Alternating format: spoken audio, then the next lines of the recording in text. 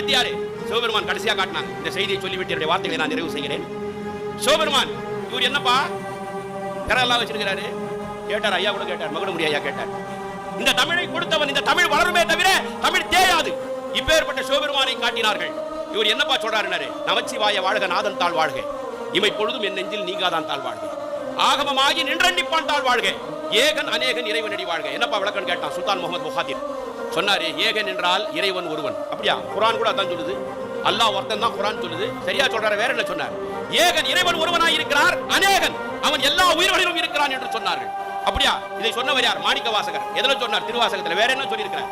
அடங்கியவர்களுக்கு அப்பா போற்றி, இத்தி தண்ணின் கீழ் இரு மூவருக்கு அத்திக்கருடைய அரசே போற்றி, தென்னாடுடைய சிவனே போற்றி, எந்நாட்டவருக்கும் இறைவா போற்றினார்.